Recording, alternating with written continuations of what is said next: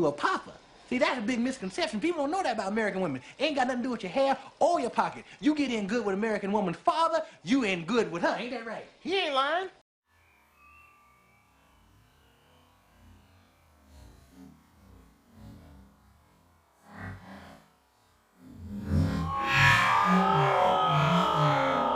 I went to school to learn how to do that.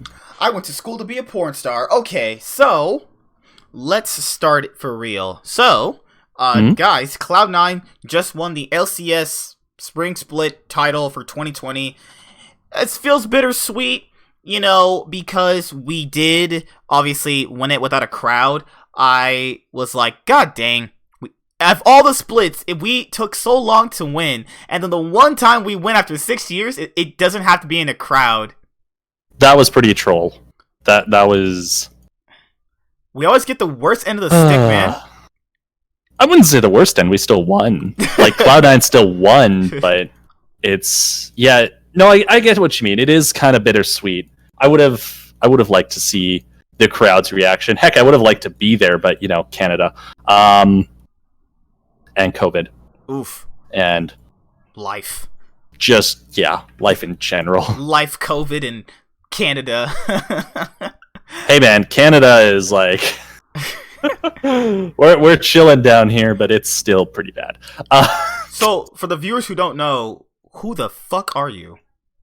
I mean, do you want the name that I go by for... League. Just the league? League. Yeah. I mean, my gamer tag is Trackhawk, but I mean on the chat and for casting, it's been Drew. Okay. So, yeah, Drew Crawford. Okay, so when did you actually start playing League?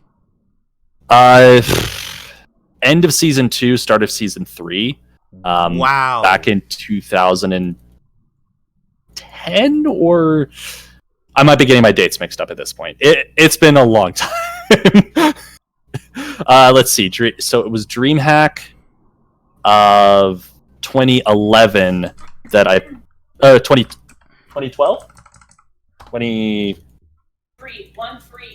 2013? Okay, yeah. So yeah, 2013. And then, but before that, I was playing StarCraft very competitively, and League of Legends was kind of the intermediate game, so I guess rough timeline. Started playing in 2011, started playing actually competitive ranked and stuff in 2013.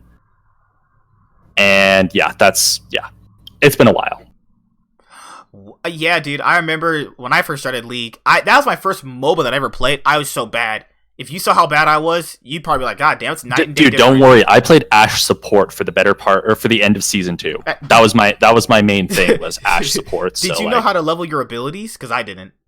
I learned that because I played the tutorial, but what I didn't learn is that turrets really hurt, and that you shouldn't stand near them or like try and look at other lanes while you're attacking turrets.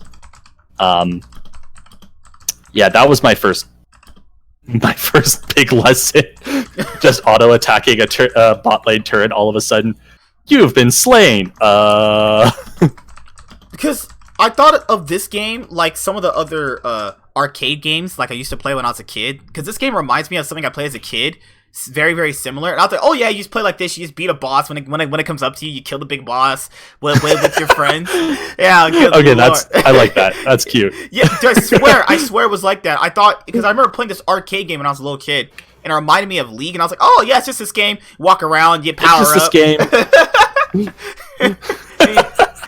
That's amazing. And now I've turned out to be a crazy man because, like, I mean, guys, in this podcast, I guess we tackled like several different things. So I'll go at it from this angle. What made you become a Cloud9 fan? So I started watching Cloud9 when they were known as Quantic. So Quantic in the Academy scene just absolutely wrecked face, and it was really fun. The way they played and just how team oriented they were made me really happy and really like. It was just a joy to watch them. I just had so much fun watching them all the time, and so yeah, I followed them. And I honestly almost missed out on the fact that their name had changed to Cloud9 during the off season. That was actually one of the most embarrassing things ever, because this what was it, season 3 or season 4, whenever their first 2013, their first split came around, and I was looking for them. I was like, where's Quantic? Couldn't find them in the roster list. And so then I was actually watching. I was like, wait, Meteos and Sneaky, why are they on Cloud9? When did this happen?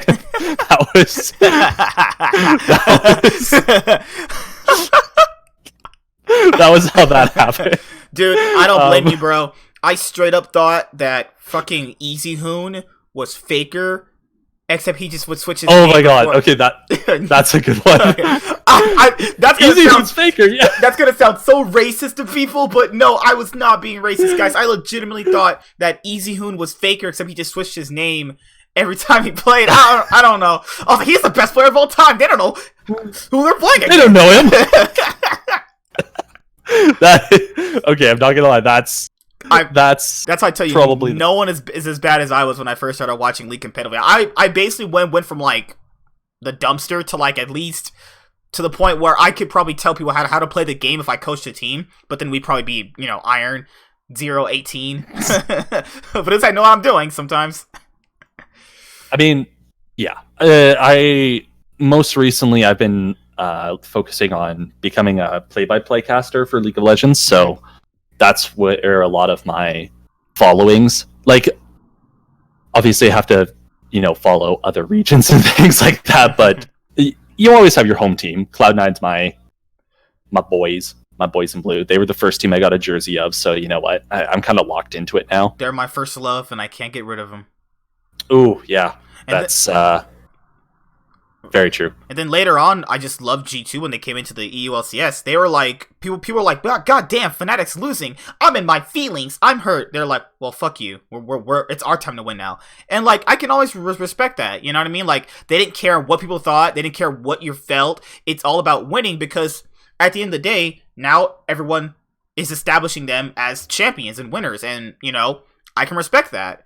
And that's something that I thought was severely lacking in a lot of leagues so far at that current point in time. Was a lot of teams were like PR, PC, when if you grow up in the world, people aren't like that. Like, there's some cocky douchebags out there who think they're the best at everything, and half the time they usually win.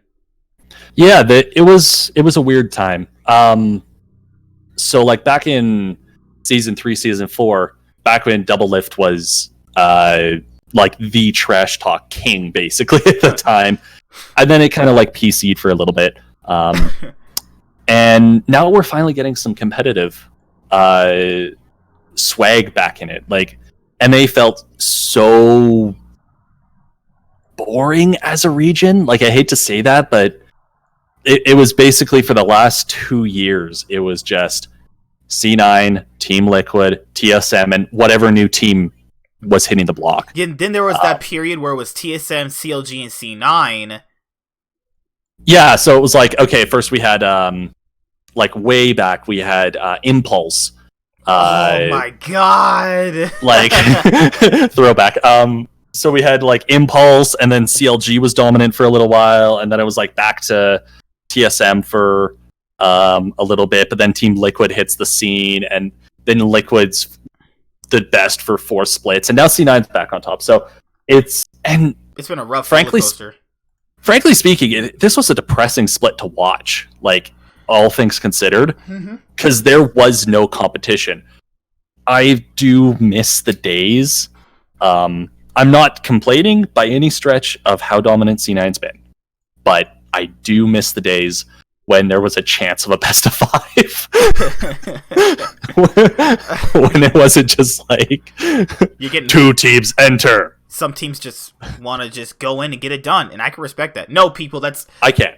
It's God, I'm torn between them, because the competitive environment in me and watching basketball and football and shit, it's like, yeah, I want 7 games back and forth, but then when you're really thinking about it, it's like, why would I want the better team to lose? Like earlier today, no, exactly. in like the C9 Facebook group, someone was like, you shouldn't be trash talking Fnatic and a bunch of in his like in his feelings or whatever.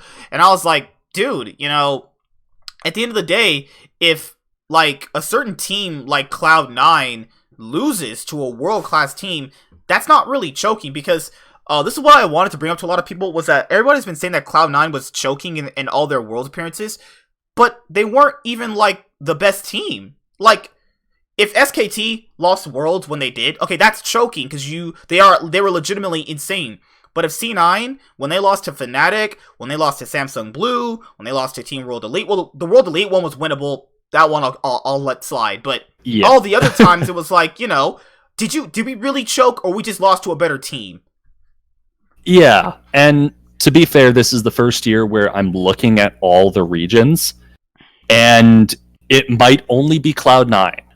But Cloud9 looks really competitive against pretty much everyone except for, like, the only teams that I would still say are, like, Everest.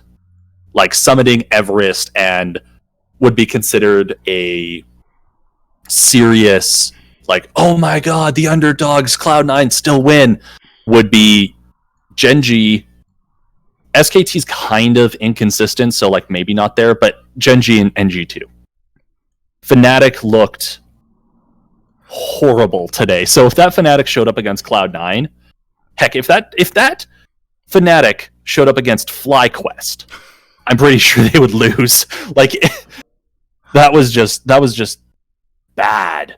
I mean, Fnatic have this thing where they beat teams that are worse than them, but they can't beat a team that's better than them. It's always been their thing. But even when they were at the top, like, I wouldn't say they were ever that dominant that nobody could ever contest them. Mm-hmm. I can agree with that. Because, like, Reckless, it was weird that Sneaky couldn't even beat Reckless. I'm like, wait, Reckless isn't like, you know, Teddy, Uzi level, you know, he's just... But Reckless is still Reckless. Like, we can't... Yeah, he definitely has fallen off, and I would expect Fnatic to make some changes come off season, but I would still give Reckless credit over Sneaky. Sneaky has always been... like, I would never say that there's been a consistent season where Sneaky has been the carry player. He's always been, you know, shadowed by someone. Like, first it was Meteos, then it was Balls and Meteos were just gods when they first hit. And then Balls became, I don't know what the hell he became after a while. I was like, is he playing League? He was. I don't think he was playing with his hands. I think he played with his feet. I'm pretty sure, but Balls falling off aside, it was like, so... Really? Yeah. Gosh! I mean, a team's gotta hit puberty at some point. Well, yeah, sorry about that. So that on its side. Sneaky was overshadowed by Meteos, and Balls in their first split. Their second split, I mean, Hai just played out of his goddamn mind, and cemented himself as a seriously good shot caller. After that, like, it was really only that third split that when he started to play Lucian. That was when Lucian was released, I'm pretty sure, actually, that he started to be a little bit more of like a carry. But then the roster changes up in the next few iterations. Like, Incarnation comes in, and Incarnation is the big carry. Oh man, I'm just having to go back in time for this. And then after that, we had Rush, Bunny Fufu for a little bit. Like, there was always a superstar who superseded Sneaky. And versus Reckless has been that superstar. Would you ever say Sneaky had bad splits, but people just glossed them over because it was just like it was just the name brand? People didn't want to really acknowledge his faults. I wouldn't say, okay, Sneaky, if there was one thing that you could always say about him, it's that Sneaky was consistent. Mm-hmm. So I wouldn't necessarily say he had entire splits where he was bad. I would just say that in terms of his performances, he did taper off a little bit near the end. I wouldn't say he was entirely the reason for C9 falling off a little bit. I would say that he's still a competitive ADC. I honestly wouldn't be surprised if a team picks him up, because he has been a rock in the bot lane for a very long time. And yeah, he did get thrown around by Doublelift and Sven and Reckless and better mechanical ADCs. But when it came down to a 5v5, they were still very competitive, and Sneaky was putting out insane damage numbers in team fights, and that was workable. I think what really hurt Sneaky was when they took away the lane swap thing, and they forced you to be in a 2v2 situation. So automatically, if you didn't have a stronger 2v2, you were going to be in a deficit, depending on which patch they obviously had in. Yeah, I would say that's actually a really good timeline for when things started to go bad. And again, I don't think there was... I don't think Sneaky was the problem. I think there was a multitude of problems. And Sneaky was just one cog in the machine that was just grinding up against each other. I just didn't like how people made it seem like he was the only issue. I said changing him would be a good thing, but I didn't like how people made it was the narrative that he was just garbage. I was like, all right, you probably just started watching League like this year. Just get the fuck out of my face. No, yeah. That was something I was really mad about. Like, people get way too, how do you say? Sensitive? No. Like, they target only one thing. Mm-hmm. Instead of just looking at other pictures, they're just looking at one little tiny detail, and that's the reason why that's the reason why C9 is the problem. It's like, no, there are a lot of problems with C9. There was a lot of problems. Yeah. Well, because now those people that said Sneaky was bad, they're going to feel really validated that, oh, well, they kicked him, now they want to split. No, people, it wasn't like that. It's like, I didn't hate the person, because everybody always said in the office I hated him. No, I never said that. I even spoke to the man. I didn't hate him. The issue is that I was sick of seeing them doing the same thing over and over and over again, losing in the finals, people bitch and moan that we lost the finals. Then when you tell people, hey, let's switch some players out, let's try some new pieces. I like this guy. That's the what? No, what the fuck? And then C9 finally changed it, and yeah, so people who said Sneaky was the problem with C9, they're loving this day, guys. They're validated for their opinion. They're, oh my god, I was right. I can tell my mom how much I love her. God, God, hey guys, Sneaky's off Cloud9. That's why they won. Like, good lord, I just can't wait to see those people in YouTube comment sections. Holy moly. Those people are going to say the most heinous shit in the world. I think the narrative around Sneaky has, for the most part, died up. Yeah. I think now it's more about... to be honest, I think Sven being finally validated as the absolute monster ADC that he is. I think that's where... Yeah.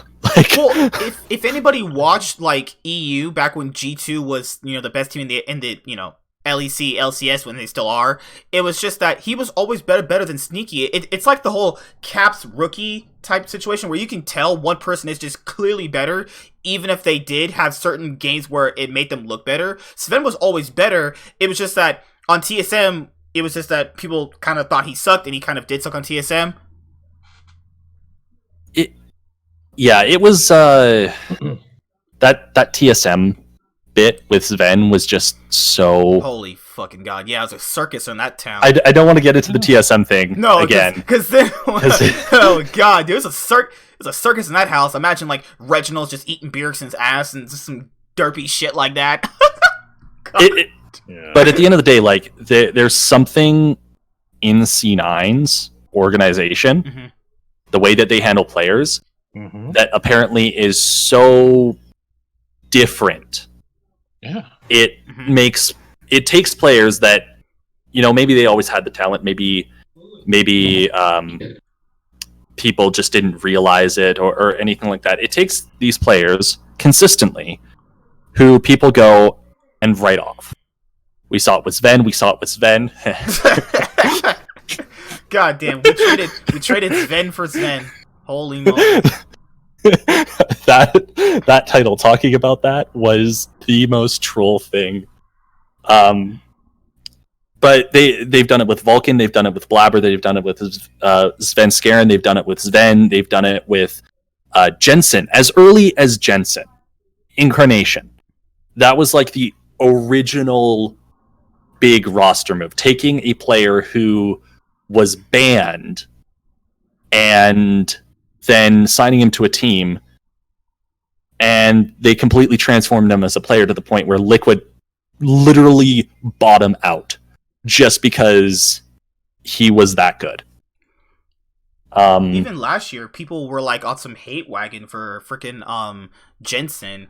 It was you know, in the group, if you because you're part of the C9 Facebook group, remember how people were saying, "Oh, Jensen, you know, he left us, he betrayed us." It's like, no, that's literally, what the fuck? That is competition. He welcome to competition, yeah. Yeah, like, oh my god, Jensen left C9, he's gonna fail. Well, yeah, he won 2 titles, so yeah, I just don't understand people, you know? Like, I don't understand the mindset in certain things. People tend to latch on to interesting narratives. Oh my god, they broke the trophy. I'm sorry, I just like pulled up C9 Facebook group to like pull up some old comments, and the first thing I see is, guys, we broke the LCS trophy. Holy shit. Okay. Oh my like god. the whole Jensen leaving thing, I totally get him for doing that. Like, C9 was in a bit of a rut, and we can see that now, where things just weren't really working. And if I think any person who really thinks about it, if Steve walked up to you after a split where, you know, the entire team is going, where you as a team are just like confused on what you need to do to switch things up, and the owner of currently the most dominant NA team walks up to you and says, "Hey, you want several $1 million to play on my team?" I don't know a single person who's gonna say no to that. Like, wow, yeah, because it makes sense, because he wasn't winning on Cloud9, and then he wanted to get a new team where they were winning, and he got it. So, like, congratulations, Jensen, you got it. Now you get to watch as Cloud9 rebuilds. And really? That's weird. Just he gets to win his titles, then it's C9's turn to win a title. How these narratives are like just building up. Like, it's so paid weird. by Steve. That's dude. Like, Jensen bitches and moans he doesn't win a title when we could have won a title 2017, but you know, people don't press R on Echo, and then frickin' he wins his titles, and then C9 gets theirs. I personally think, I think I've already said this earlier in a video, I think C9's gonna win the next split too, because this is how I'm thinking of it. Yeah, there's 2 more teams in playoffs, but people are expecting all these issues to just fix. Like, if people have never been around a person in your life because you've never come outside your house, you have to crawl whatever hole you live in, well, like, you just don't fix issues like in a week, you know?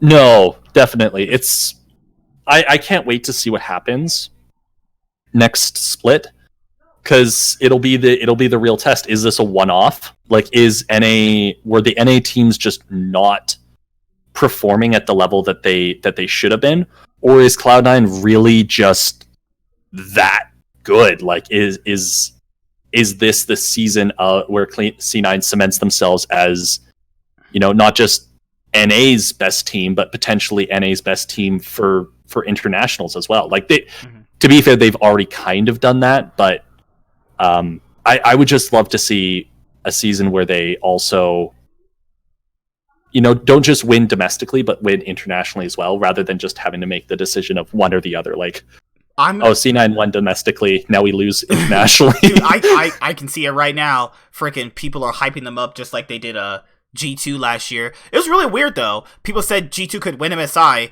they won MSI. Oh my god, how could they ever? What the hell happened? How could you defeat me? Winning MSI would be insane. I would legitimately I'd probably lose cry. my mind. Yeah. Like winning NA this year it's like, yeah, we won NA, that's awesome, but we were expected. Let's be real. C9 needed exactly 1 or 2 players. 3 you know what? I'll say it. They only needed 2 players on their entire roster to show up to beat FlyQuest. It could be any 2 of the players. It could have been Niski and Blabber. It could have been Sven and Vulcan. It could have been Licorice and Blabber. Like any combination of 2 players on C9, as long as 2 of them show up, I would say they win. So yeah, we'll just have to see. I think, does this translate internationally? Because people keep saying that Blabber will have issues internationally. I mean, I don't know, man. It's hard to say because I truly think that Niski should have been MVP because it's, jungling looks easy when you have a lot of winning lanes. But I'm not saying Blabber didn't play good. It was just, I just honestly felt like Niski should have got it. Like, you don't want to look back in a few years as a fan or as a person that is watching and go, hey, did they make the wrong decision? I don't think they made the wrong decision. Like, yes, it's a lot easier to jungle when you have winning lanes. And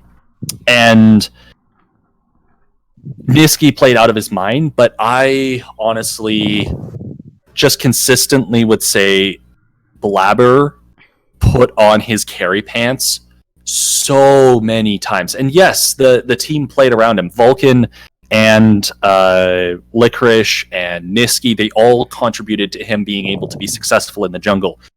And that all culminated in an MVP performance. But honestly, I think it just goes to show how much they trusted in Blabber and how good Blabber is, that you as a mid laner, you as a top laner, you as a support are willing to give up resources to help get your jungler ahead. Like, I think it just speaks to how good Blabber was, that they were like, you know what, we're going to play around Blabber.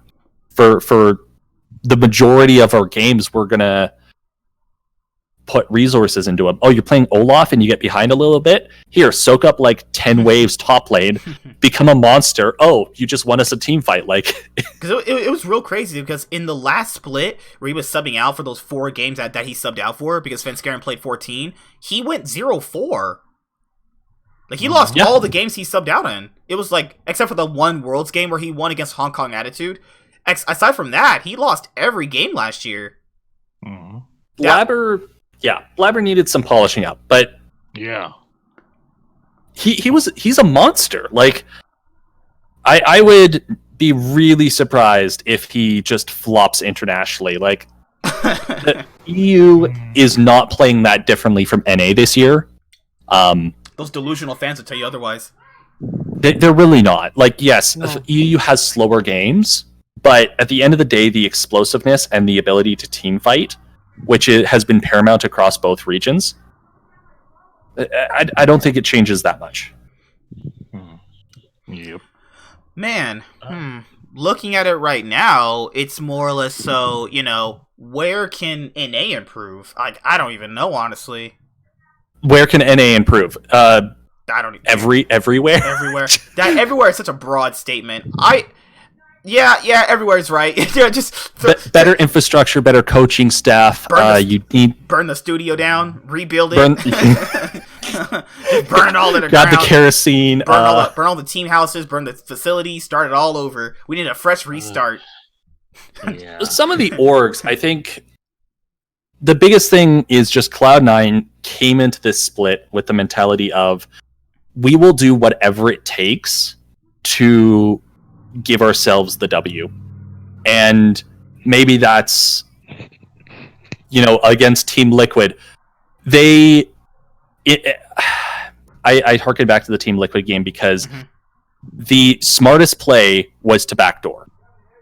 It's not the flashiest play. It's not the play that, fans would be remembering, and it's not the play that even the casters wanted.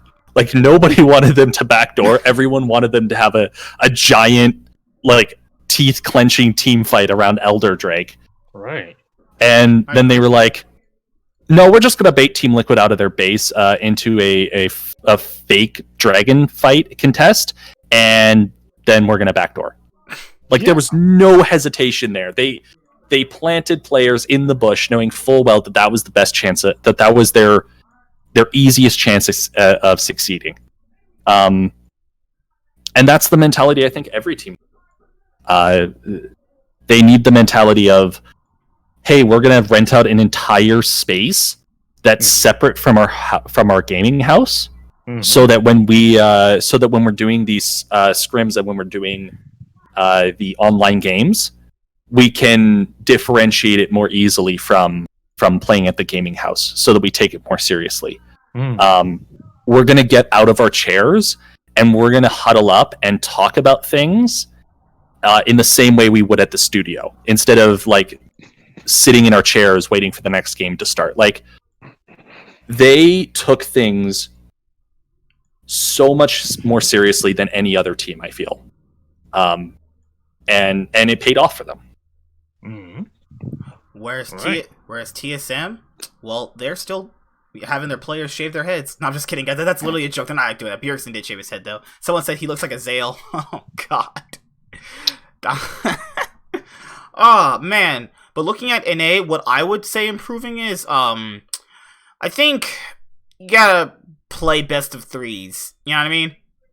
I personally think that is a step in the right direction, because I personally think from an eye-opening test that when we played best of threes, we were getting better, but obviously they didn't really flourish it, so it kind of looks like it flopped in terms of viewership, but League's viewership really wasn't as much as it is now, so people say it's burnout, right? I mean, these guys play a lot of games anyway. What's like an extra 2 more at a certain point, you know? And that does set you up for international successes playing best of series, because like the best regions in the world, LPL and LCK, that have won all the world championships. I'm not counting season 1, guys. Sorry, I just don't like. Cool. That no one. Do you remember the very first basketball championship? No, because that doesn't matter. But you know, credit to whoever won it. No one fucking knows, but credit to whoever won it. But the best regions in the world, in their own region, play best of threes. So you know how people say like you have to like, you know, copy the best or whatever. Well, we're not really copying the best then, because the best play best of threes all regular split long, and you see how strong their teams are when it comes to best of fives at Worlds when they ever do get there. They're already prepared for best of fives. They're already prepared mentally. They're already prepared in what picks are going to be taking on red or blue side. I think that it's a real disservice to not play best of threes anyway, when you already got accustomed to it for 2 years straight. Players were at a certain point, they're like, you know, they're kind of sad that you're playing best of ones, because that doesn't show anything. Best of ones show nothing. Best of ones showed people that at some point that Immortals were like the second best team, and nobody believed that. Nobody believed that for a second. They're the second best team. You do have a point. I would say that you know, recently the fact that regions are starting to scrim against each other more often, and they're making their play styles work internationally, has also been a big change. I really hated how like Worlds would come around and every team would try it. It was basically whoever adapted to the Korean meta the quickest would go the furthest, and then Korea would be like, oh, we already know how to play all this stuff, so we're gonna just stomp. Or freaking back in the day where it was week 1 and week 2 were separate, and then they gave you hope week 1 and week 2 Korea came in and butt fucked everybody. It was literally not even fair. Week 2 Pog. God. Oh, NA went undefeated in week 1. Week 2, they barely scraped by. Jesus Christ, it went 0-10 or some shit. I think you're right though.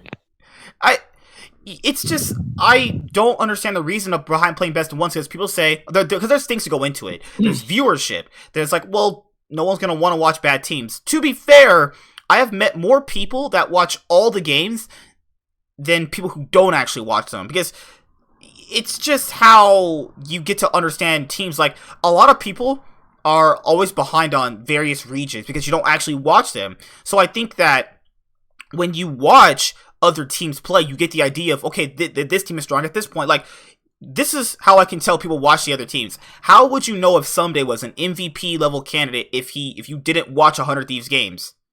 You know? Seems kind of like, why would you just randomly say he can be the MVP when you didn't watch his games? But that's a brand fault. If they're not bringing in viewers to their games, that's their fault.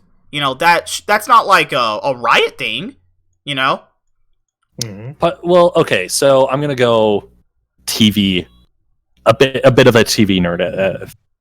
So I'm graduating television production, and one of the things that has been said countless times now is, why is ESPN doing so many ad breaks? Like, why are they doing an ad break after the first round of drafts? Why are they doing a ad break in the middle of the analysts talking and stuff like that?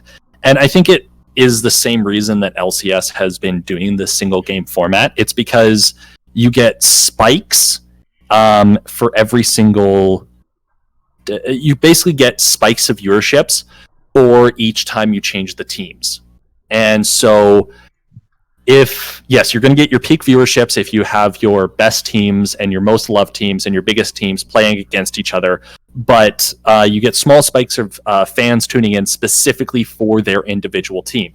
And so across Best of One, you can have, however many games they decide to play that game that day. Say they play 4 games.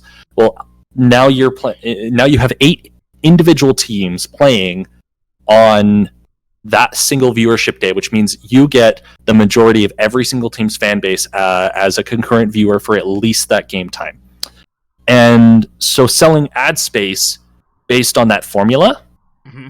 and being able to get sponsorships and ads and stuff based on that formula for your individual teams and using those metrics is a hell of a lot easier.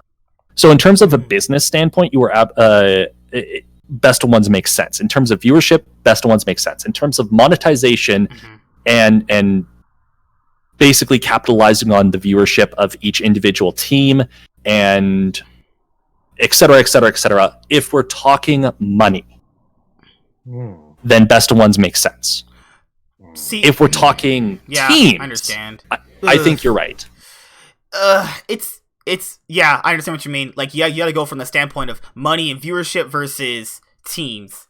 But the teams are bringing you money in, too. See, it's like you're damned if you do, you're damned if you don't type thing, right? Right. I wouldn't say that. Korea didn't have the issue because Korea has holy crap levels of people who are interested in esports. NA is still growing. So I wouldn't say that. Franchising was a good step in the right direction. And I wouldn't be surprised if they soon switch over to best of threes. But what I would say is they're probably going to go best of threes over a longer period of time. Rather than just condensing it into a single weekend or something like that, what they might do is they might spread it out over 2 or 3 days so that they can get as many best of threes and as many teams playing so that they can maximize viewership over an extended period of time. At least that's the way I theorize that they could go and still have best of threes. It's just, you want money, but you also want better teams, and better teams bring in more money. And so it's a never-ending cycle. God damn it. It's a balance between like the well-being of the team and the money making for the entertainment side. Yeah, exactly. Mm-hmm. Like for ESPN, why ESPN had to have so many ads is because they're running off of a TV script. Mm-hmm. And TV script has predetermined ad slots, basically, that are sold to the highest bidder. Mm-hmm. And so you have these pre-purchased ad slots that you have Honda expecting you to, during this ad break, play this specific ad. And so if you don't do that, you get raked over the coals. And LCS and NALCS's viewing schedule just doesn't conform to that. So unfortunately, they had to make the decision that, you know what, we want to show the NALCS, but we don't have time to change the script or anything like that. The script! The script! We can't just change the format and shit, like, on the fly. So ESPN kind of got the short end of the stick where they're like, okay, we'll let you show it, but you're going to have to make you're going to have to cut some content. So. Mm-hmm. Yeah, I understand what you mean. It's one of those things where fans want something, but in reality, when you break it all down, it's not exactly as easy, because once you take something away, you add something in, but if some people want something, you know, you got to take something away. It's like one of those, you know, revolving circles.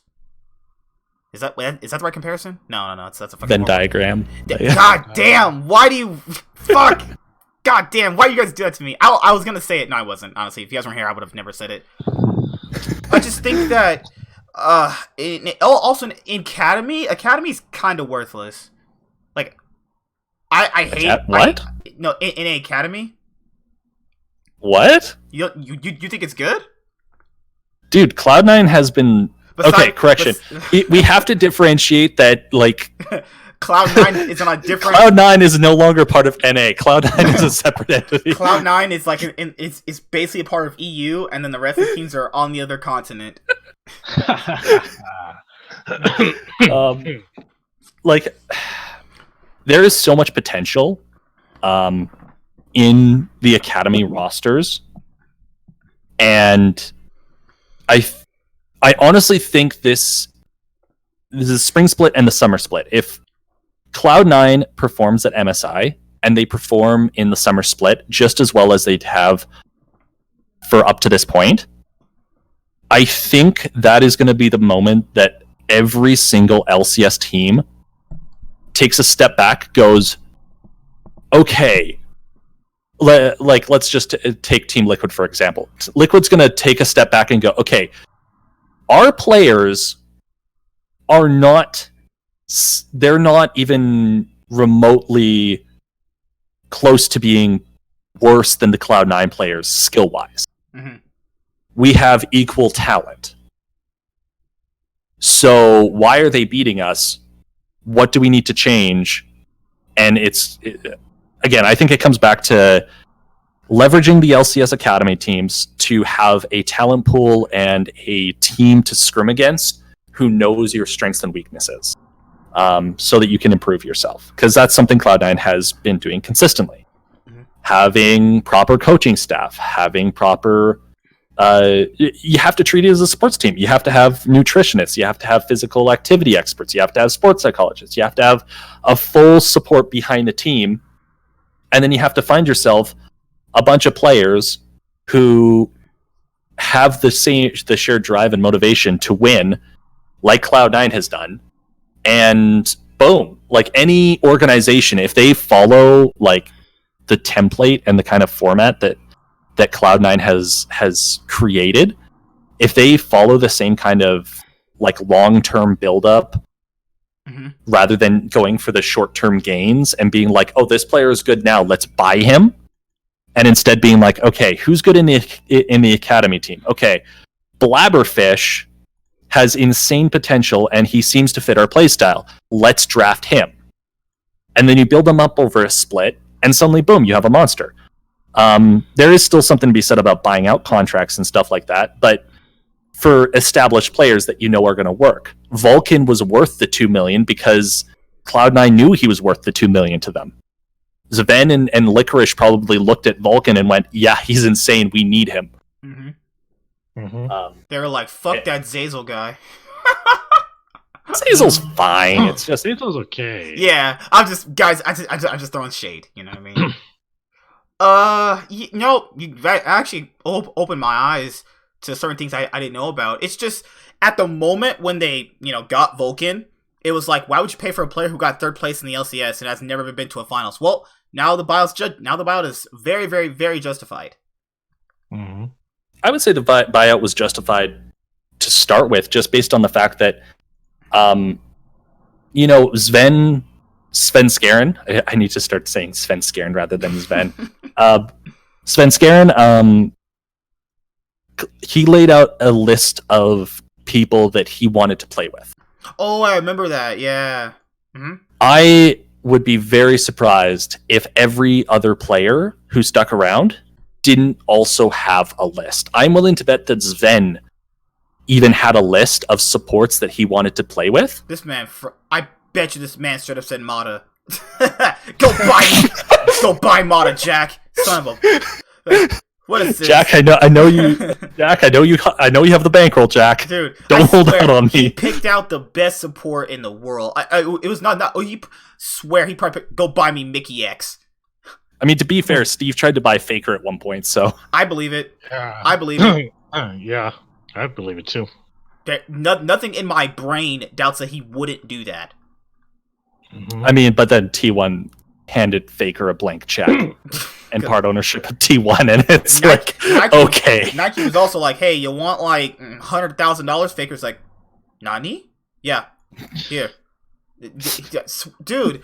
But people don't understand. When I saw that list, and then I was talking on like Reddit or some shit. Man, Reddit is a cesspool of incel neckbeard retards. I swear, I don't understand why the Reddit, and I've been on very few Reddits where, like, you know, it's actually a fruitful conversation. You know, you're talking back and forth, you're trying to discuss some ideas. Reddits are just cancer in general. But the point I'm getting at is, like the people on Svenskerin's list. You know what I mean?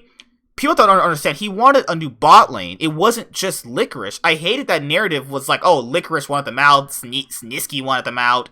It literally wasn't them, though. You know, like, it could have been, but there's so many more different things, like you said.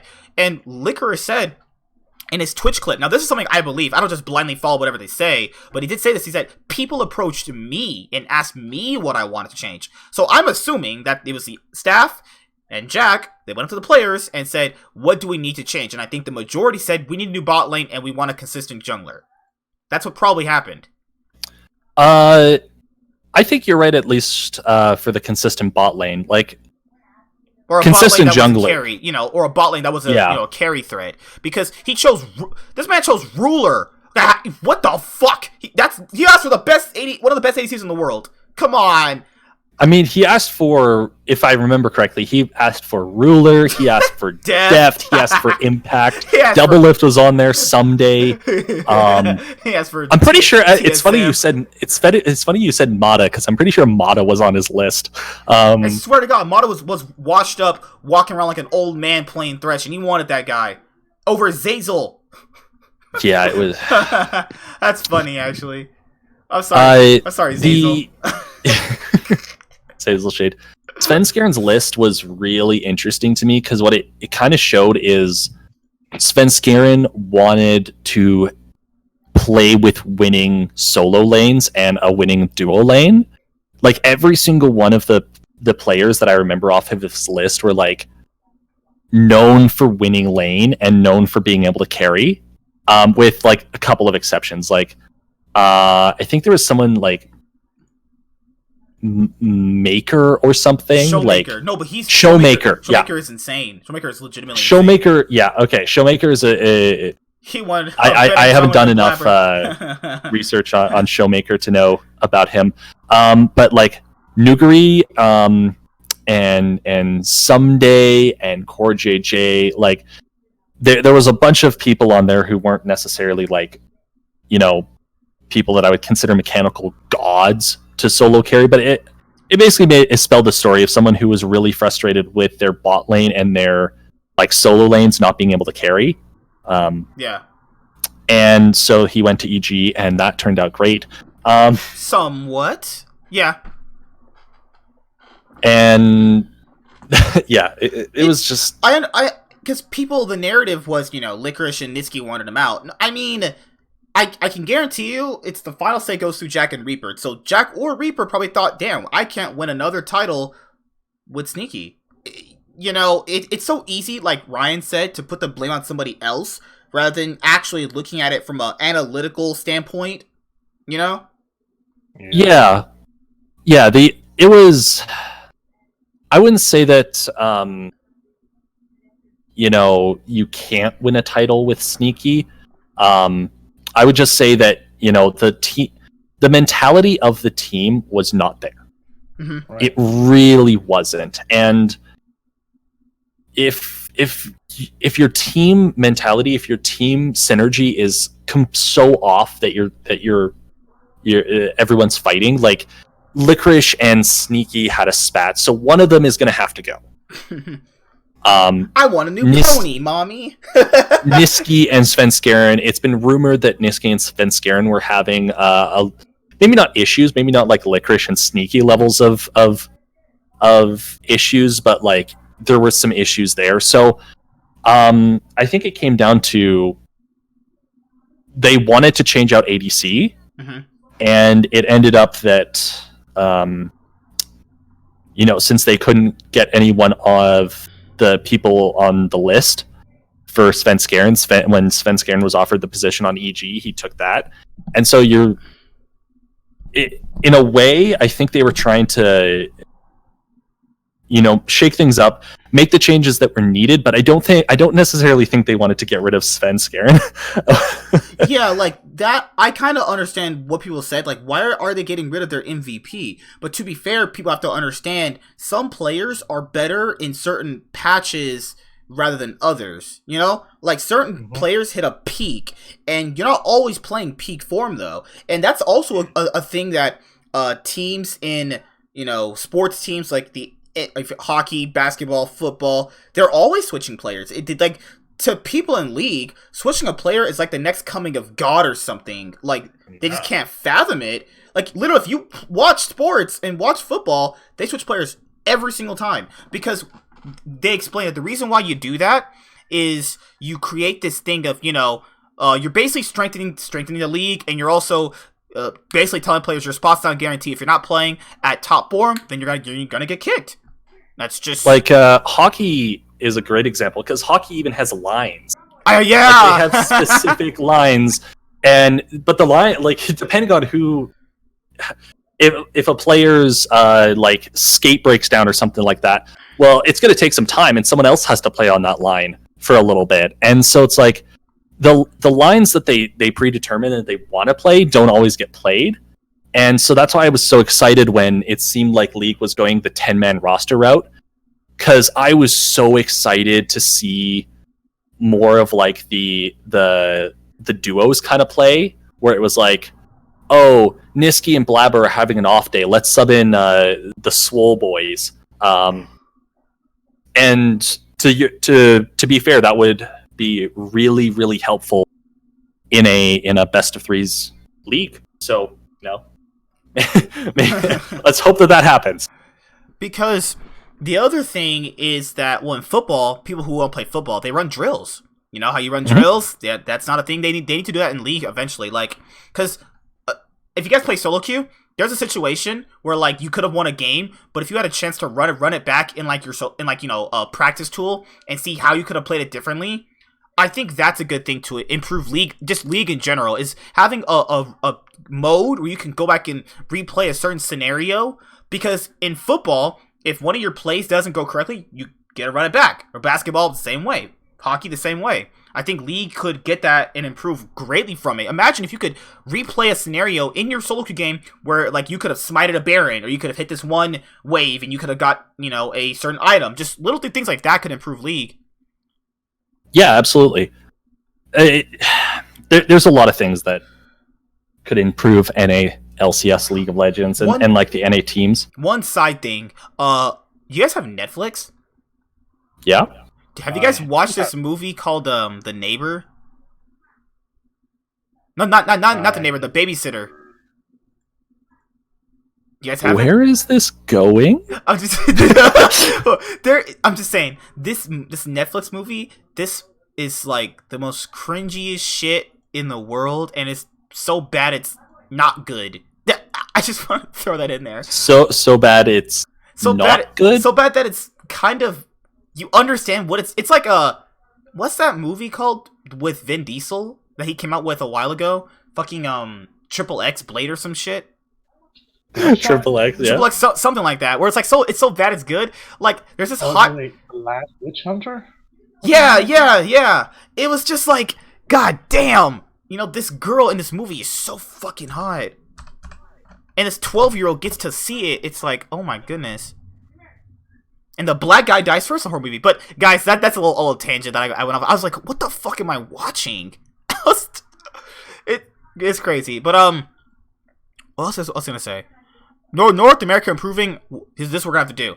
We're gonna have to go to Jack and be like, hey, we can sign all of us. Will that improve it? No. Okay. It would make it substantially worse. If Huni can get paid $2.3 million to run it down, I mean, I can do it too, honestly. I mean, then you would have to get signed by Dignitas, not Jack. But I could get to be with Acadian. Yeah. Ooh. So you have to be in a competition to see which person No. is running it down harder. No. I can play Janna mid. Ignite Flash. Will that work? That'll do, pig. That'll do. Oh my goodness. Do you watch like superhero movies or some shit? I watch a lot of movies. You're gonna have to be more specific. Like the MCU, the DC stuff? Yes. I think I watched Avengers. Wait. Avengers Endgame, right, Ryan? Yeah, Endgame, Okay. and I think not Civil War. What's that called? Winter Soldier. Infinity Stone or something? Infinity War. Infinity War. Infinity War. You're There you getting go. there, man. You're like I got it. I gotta say it. I know it's been long. Man, because on my main channel, I'm gonna have to eventually do like more pop culture stuff for my podcast, and I gotta find people that know like a literal library of movies or like just basic pop culture knowledge in general. Lord, man, That would require,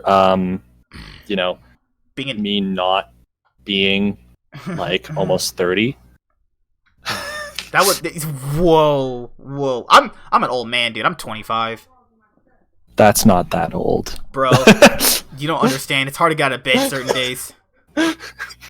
Same. You're like, you just feel. I don't know. I think when it comes to League, I have a bunch of old man mechanics. Like, you know how to win the game. You're like at Smithy level. Everyone's probably at our age is probably like at Smithy level. But we try to. But when we play in the game, it makes us look like Faker. When in reality, we're just like at Smithy. Just smurfing in bronze. Yeah. I basically start smurfing when I play because like they're like, oh my god, you're so good. I'm like, guys, stop hyping me up. I'm literally garbage. I can carry. Literally. I'm literally trash, but I can carry you guys because you're definitely worse than me. Like they don't even know what a win can do. I swear to God, dude. I had this rank game where this Kog'Maw was like 5-0 ahead. I'm Leona, and because I used to main support, and I engaged on this Kog'Maw, and then my ADC legitimately does nothing because he got mad at me that we took a bad trade, and he had to recall like level 3, and he Oh no. like oh, what the fuck is that? Did nothing, just sat there as Kog'Maw just acid me to death. I was like, holy crap! That's why I don't play ranked anymore. Fuck playing ranked, dude. I'd rather just play normals, have fun, and just chill and just play whatever champion I want to play. Fuck ranked, dude. I can't stand that shit. If you guys like ranked, go ahead. But I just cannot stand that shit. It's just I still play it once in a while. It's like it's so unfun. Like it made me mentally. It turned me literally into Tyler 1. I only know literally Tyler. That's funny. All right, I gotta hit the hay. No, I'm not going to bed. I gotta go make some food because He's having sex with his 7:30. girlfriend, guys. No, that already happened. Dang it. Also, it's a boyfriend. Thank you, you uncultured swine. Whoa! I'm not attacking his gender, guys. It's okay. I have sex with guys too. I'm just kidding. Trust me, it shows. Chris Let's not get too political. Chris Evans is sexy. I'll just tell you that right now. Hmm. Just saying. You tell no lies. Anyways, I'm gonna See you go guys make later. food. I gotta go, guys. Bye. All right, see you guys later. Peace and out. I gotta go do some stuff too. See you later, Ryan. It was nice having you, bro. Love you, man. Bye. Peace. That I was like in and out. Yeah. I was busy. Hey, you're fine, dude. All right. Peace out, bro. Have a good day, man. Peace out. Bye. Hi there, guys! Be sure to like and subscribe to the channel for more stuff. Yeah, thank you.